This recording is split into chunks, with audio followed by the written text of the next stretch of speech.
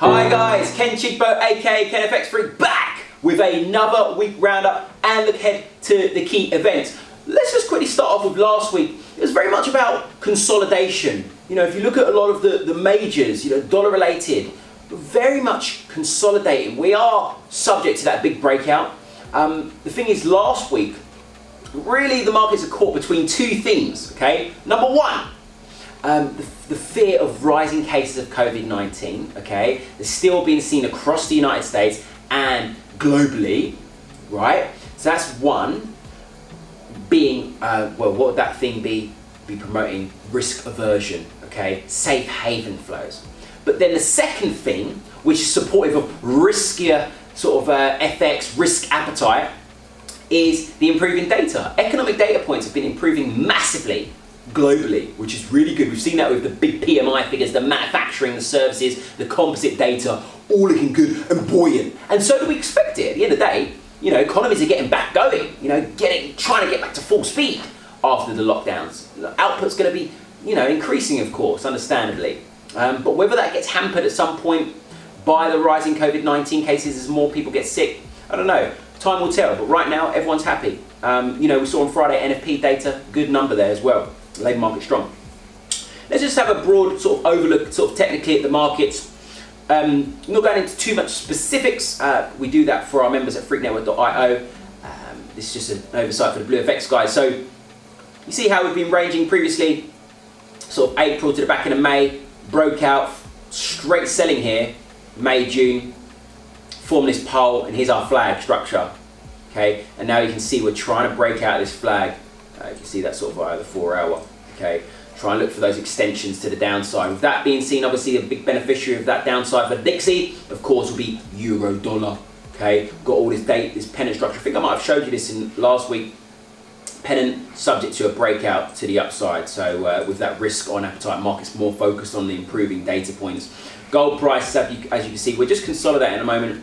So this chart's a little bit messy, but just show you, we had breakout of a pennant here, flag structure, another secondary flag there, breakout extending to the upside. With gold being supported, that's more so a hedge. You know, where everyone's going long the riskier assets, the riskier FX, we've got to have a hedge against any risk. So we buy gold. So gold upside still being seen as this big barrier here. Obviously I've noted this whole area supply, 1775 to 1790. Got this big barrier around 75, and then the next one around sort of 1785. You can see the way in which we're consolidating all here, and we will be subject to a breakout. You can see just the way that's ready to break out of this sort of narrowing range there. You see that. GBP upside still being seen. We had a breakout of this descending channel. We could even just call that a bull flag there, extending to the upside. And again, you can just see a bit of consolidation here. See these last few sessions, subject to a breakout to the upside. Same with obviously GJ, consolidating there, forming somewhat potential flag or a pennant via the daily, breakout being eyed. Aussie dollars looking great, various sort of range pennant breakouts. Nice breakout of a range down here last week, extending to the upside. Cousins over in New Zealand. Same again, larger sort of flag structure here, breakout retest. And with New Zealand, I really like NZD because New Zealand were one of the best at containing COVID-19 coronavirus and one of the first to reopen the economy again. So they're really, I think they're ahead.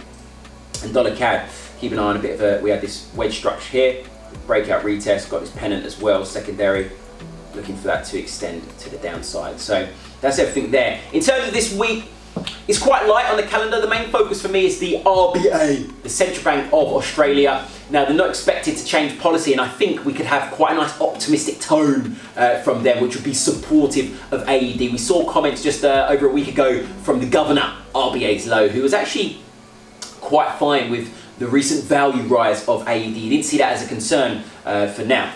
And I think they'll continue to see a recovery. Australia and New Zealand, two best at dealing with COVID-19, one of the two best, and getting back going again. Other than that, guys, look, in terms of in-depth analysis, do not hesitate to check out freaknetwork.io, our membership. Check me out on all social media platforms, KenFX Freak across all.